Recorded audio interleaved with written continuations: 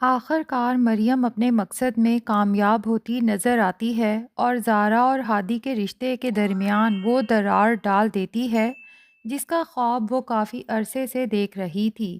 زارا دل ہی دل میں ٹوٹ چکی ہوتی ہے اور خاموشی کے ساتھ منگنی کی انگوٹھی ہادی کے گھر چھوڑ کر واپس جانے کا فیصلہ کرتی ہے۔ مگر افسوس بات یہ ہے کہ زارا کو ذرا بھی اندازہ نہیں ہوتا کہ یہ سب کچھ مریم کا رچایا ہوا کھیل ہے، اور اگر وہ اس رشتے سے پیچھے ہٹتی ہے تو دراصل یہ مریم کی جیت اور زارا کی سب سے بڑی ہار ہوگی۔ جس طرح ہادی سب کے سامنے مریم کے ہاتھ پر مرہم لگاتا ہے اور پوری توجہ اس پر دیتا ہے، وہ منظر زارا کے دل پر بجلی بن کر گرتا ہے۔ مریم زارا کو ایسی طنزیہ نگاہوں سے دیکھتی ہے جیسے خاموشی سے یہ پیغام دے رہی ہو کہ دیکھ لیا، ہادی تمہارے سامنے کھڑے ہو کر بھی صرف میری فکر کر رہا ہے۔ زارا کا دل چاہتا ہے کہ اسی لمحے وہاں سے چلی جائے، مگر وہ کوئی تماشا نہیں بنانا چاہتی۔ ماموں اور پھوپھو گھر میں موجود ہیں۔ منیر ابھی کچھ عرصہ پہلے ہی ہسپتال سے واپس آیا ہے اور زارا کسی کو بھی تکلیف دینا نہیں چاہتی، اسی لیے وہ سب کچھ برداشت کر کے خاموش رہتی ہے، مگر دل ہی دل میں فیصلہ کر لیتی ہے کہ اب وہ ہادی کے ساتھ یہ رشتہ نہیں نبھا سکتی۔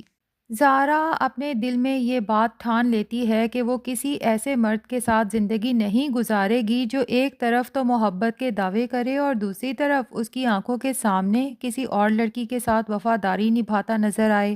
دوسری جانب ہادی اس حقیقت سے بالکل بے خبر ہوتا ہے کہ مریم اس کے گھر میں رہ کر اس کے اور زارا کے رشتے کی جڑیں کاٹنے میں لگی ہوئی ہے۔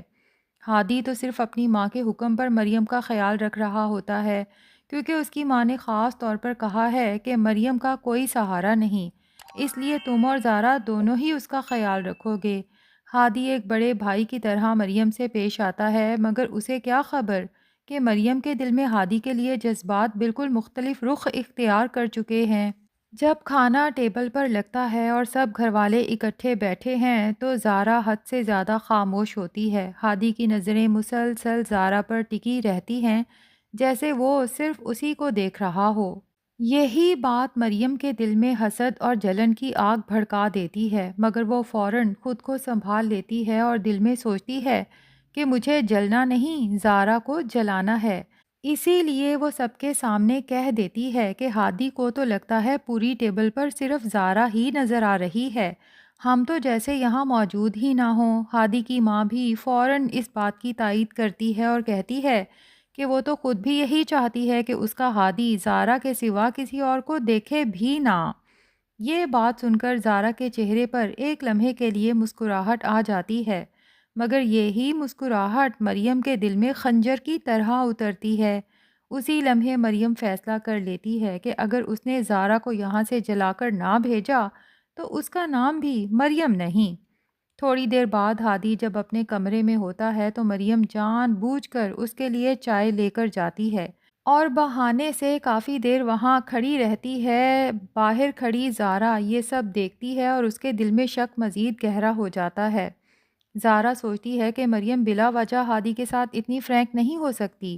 تالی ہمیشہ دو ہاتھوں سے بجتی ہے، ضرور ہادی نے بھی کوئی سگنل دیا ہوگا۔ اسے ہادی کا ماضی یاد آتا ہے کہ وہ پہلے بھی تو ایسا ہی تھا، مہرو سے کتنی محبت کرتا تھا۔ اگر وہ مہرو کو چھوڑ کر زارا کے پاس آ سکتا ہے تو پھر زارا کو چھوڑ کر مریم کے پاس کیوں نہیں جا سکتا؟ یہی سوچ زارا کو ایک اور بڑا فیصلہ لینے پر مجبور کر دیتی ہے۔ وہ چپ چاپ منگنی کی انگوٹھی اتار کر ہادی کے سائڈ ٹیبل پر رکھتی ہے اور وہاں سے جانے کا ارادہ کرتی ہے، مگر قسمت کو کچھ اور ہی منظور ہوتا ہے۔ جب زارا کو جاتا دیکھ کر پھوپھو کہتی ہیں کہ ہادی خود زارا کو چھوڑ آئے تو زارا مجبوری میں ہادی کے ساتھ گاڑی میں بیٹھ جاتی ہے، حالانکہ وہ پہلے ہی اپنے بھائی کو کال کر چکی ہوتی ہے۔ بہرحال پورے رستے وہ ہادی سے ایک لفظ بھی نہیں بولتی، جس سے ہادی اندر ہی اندر پریشان ہو جاتا ہے۔ بالآخر زارا سے پوچھ ہی لیتا ہے کہ رات تک تو سب کچھ ٹھیک تھا، پھر اچانک تمہیں کیا ہوا؟ زارا صرف اتنا کہتی ہے کہ رات اور دن کے درمیان بہت کچھ بدل جاتا ہے۔ ہادی اس کی خاموشی برداشت نہیں کر پاتا اور ضد کرنے لگتا ہے کہ جب تک زارا وجہ نہیں بتائے گی وہ گاڑی نہیں روکے گا۔ آخر کار غصے میں زارا گھر پہنچنے کا کہتی ہے اور ہادی اسے چھوڑ دیتا ہے۔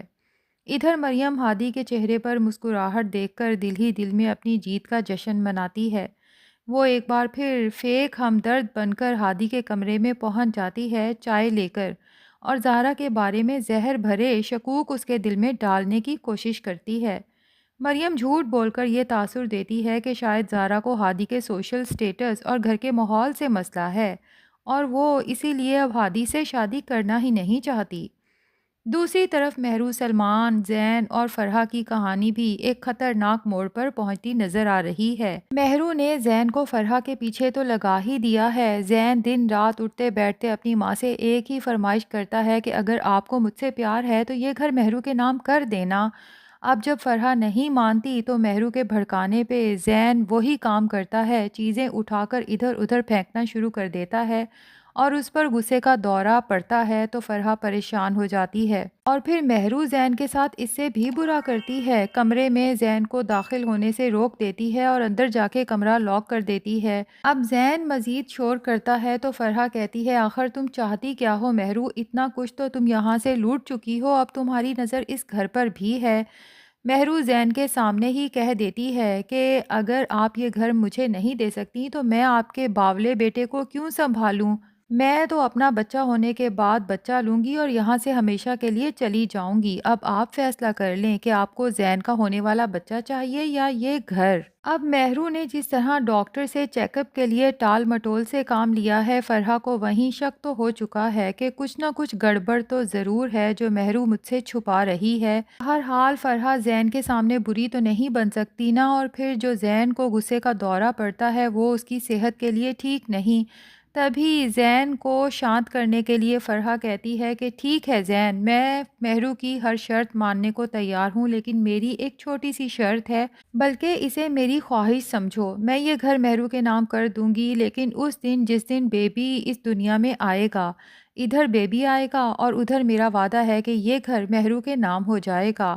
اب یہاں تو مہرو کے قدموں تلے سے زمین ہی سرک جاتی ہے کیونکہ بیبی تو ہے ہی نہیں، اور مہرو تو اس راز کے کھلنے سے پہلے ہی سلمان کے پلان کے مطابق گھر اپنے نام کروا کے سلمان کے ساتھ یہاں سے بھاگنا چاہتی تھی، جس کے بعد مہرو کا خیال تھا کہ وہ زین سے طلاق لے کے سلمان سے شادی کرے گی اور ہنسی خوشی اپنی آگے کی زندگی گزارے گی۔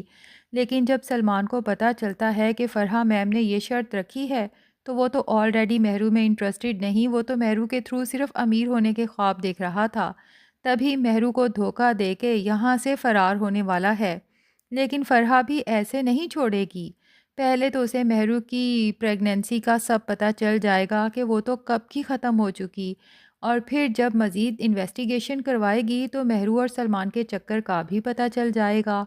اب دیکھتے ہیں کہ فرحہ مہرو اور سلمان کو جیل کی سلاخوں کے پیچھے بھیجتی ہے یا کیا سزا دیتی ہے۔ ویسے ناظرین، آپ کے مطابق ان دونوں کی کیا سزا بنتی ہے، کمنٹس میں ضرور بتائیں۔ ریویو پسند آیا ہے تو ویڈیو کو لائک اور چینل کو سبسکرائب کرنا نہ بھولیں۔